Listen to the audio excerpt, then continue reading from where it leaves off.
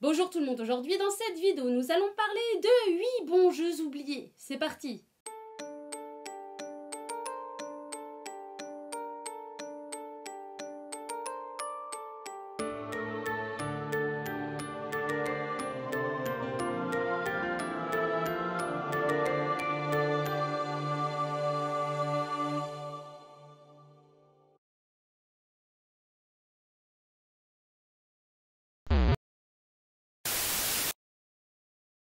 Blinx, jeu de plateforme à la troisième personne développé par Artoon et publié par Microsoft Game Studios, sorti sur Xbox le 7 octobre 2002.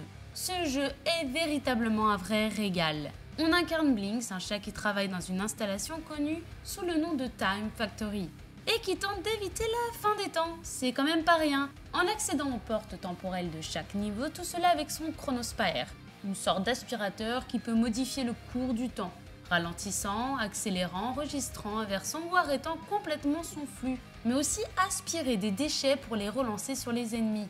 Et tout cela en maximum 10 minutes. En effet, l'usine du temps, donc la Time Factory, est une installation située en dehors du temps, dédiée à la création, la distribution et la maintenance du flux de tout le temps à travers l'univers. Et quand des problèmes dans le flux du temps sont détectés, Time Factory envoie des agents appelés Time Sweeper pour les corriger, car sinon ces soucis temporels se transforment en monstres temporels, appelés les chronomonstres. Et quand une espèce de bande de cochons décide de dérégler le temps, Blinx se chargera de la mission et tentera de sauver une fille que la bande a kidnappée. Pourquoi j'aime ce jeu? Parce que je m'ennuie jamais, et cela tout au long du jeu qui possède des environnements variés, et ça personnellement c'est vraiment plaisant. Graphiquement, le jeu est magnifique et très coloré pour un jeu datant de 2002, une vraie réussite pour cette première Xbox et je trouve le concept plutôt sympa, même si parfois un peu difficile, mais du coup le réussir est un bon challenge.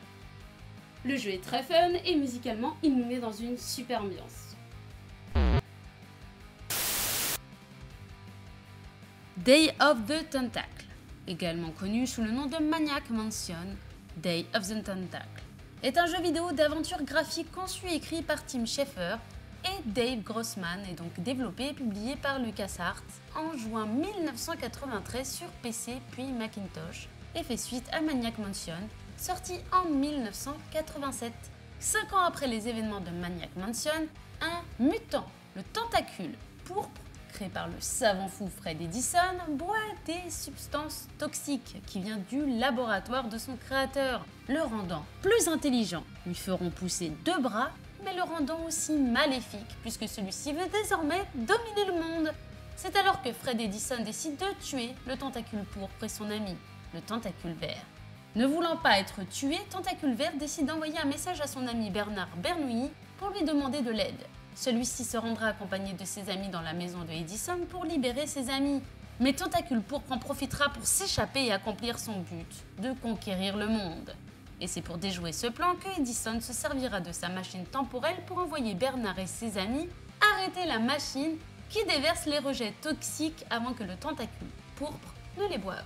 Et c'est ainsi que l'on contrôle les personnages dans ce jeu point and click pour résoudre des énigmes et sauver le monde. En plus d'être un bon jeu, le jeu est vraiment très marrant. En effet, que ce soit les personnages charismatiques mais aussi l'histoire ainsi que les dialogues très drôles, on s'amuse agréablement au rythme de ces punchlines tellement bien écrits. Et personnellement, les énigmes en plus d'être fun ne sont pas si faciles que ça sans être non plus d'une grande difficulté. Donc on est vraiment bien stimulé dans ce jeu tout en étant content de résoudre les problèmes. Ceux qui ont connu ce jeu à sa sortie y repensent avec nostalgie. On peut retrouver ce jeu aujourd'hui car celui-ci est indémodable et il faut absolument que les nouvelles générations puissent le découvrir.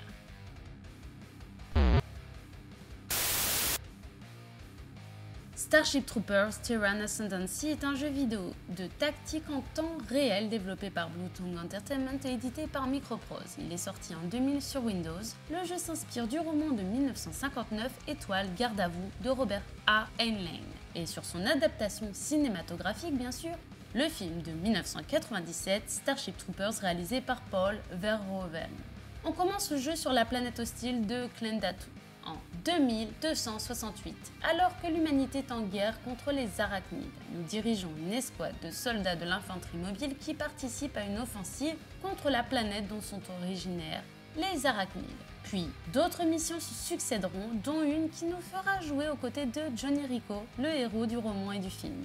Bon, même si graphiquement le jeu n'a plus la même hype qu'au début, il reste tout de même plutôt bon. On apprécie la gestion de notre escouade et surtout les missions très bien faites. En effet, gérer les hommes avec leurs particularités, les ressources, mais aussi de garder nos soldats le maximum possible pour qu'ils gagnent pas mal d'expérience, fait de ce jeu un jeu top.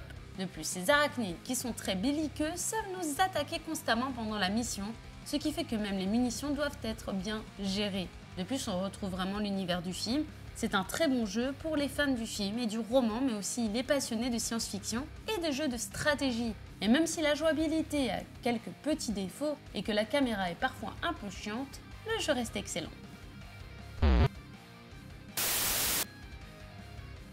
Colony Wars est un jeu vidéo de combat spatial développé et édité par Psygnosis en novembre 1997 sur PlayStation. Le but du jeu est de remplir des missions variées aux commandes d'un vaisseau spatial. Colony Wars se déroule pendant le 45e siècle. L'humanité a réussi donc à développer des technologies de vol intergalactique pour explorer l'univers et coloniser la galaxie. Et à cause des pillages et des guerres, la Ligue des Mondes Libres est née. Et elle est dirigée par une personne mystérieuse appelée le Père. Quant à l'Empire, il est dirigé par le Tsar, une personne cruelle qui opprime et punit sévèrement tout opposant. Le joueur, quant à lui, fait partie de la Ligue et n'hésite pas à partir au combat au nom de la résistance en étant pilote de chasseur de combat. C'est d'ailleurs aussi le narrateur de l'histoire qui se déroule dans un monde ouvert en 3 dimensions. Et ce qu'on aime bien dans ce jeu, ce sont les batailles. En effet, les combats avec les autres vaisseaux sont vraiment impressionnants. Les effets de lumière sont très bien travaillés, le jeu a plutôt bien vieilli graphiquement. Et même si le jeu semble parfois assez difficile dans sa maniabilité, il reste très stimulant. Le jeu est pour l'époque un magnifique jeu et encore aujourd'hui on peut dire qu'il a bien vieilli. King Kong est un jeu vidéo d'action-aventure développé par Ubisoft Montpellier et l'équipe de Michel Ancel, aidé par Ubisoft Montréal. C'est l'adaptation officielle du film de Peter Jackson sorti en 2005. Il reprend donc la même histoire que celle du film. Le jeu raconte donc quand Carl lance une expédition sur Skull Island, mais qu'une forte tempête oblige le capitaine du navire SS Venture à mouiller loin de l'île, obligeant les membres de l'expédition à se séparer à bord d'embarcations. Mais la chute de blocs de pierre oblige les survivants de l'une des embarcations à explorer l'île pour retrouver leurs camarades. Et c'est ainsi qu'ils vont découvrir que l'île est peuplée de dinosaures et d'une civilisation indigène où Kong, un gorille gigantesque, est désigné comme le dieu de l'île.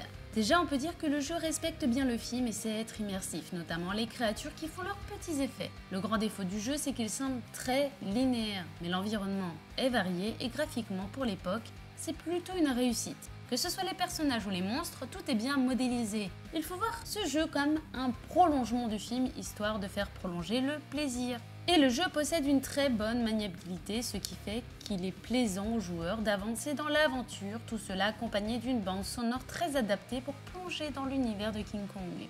Petit plus pour le fait de pouvoir incarner Jack, mais aussi Kong.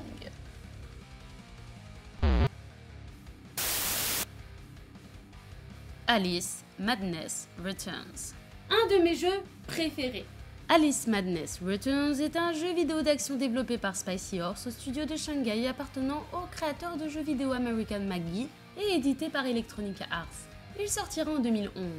Inspiré des célèbres romans de Lewis Carroll, Les aventures d'Alice au pays des merveilles et de l'autre côté du miroir, le jeu met en scène Alice Liddell parcourant un pays des merveilles alternant un monde sombre et plus ou moins détruit, puis quelquefois magnifique.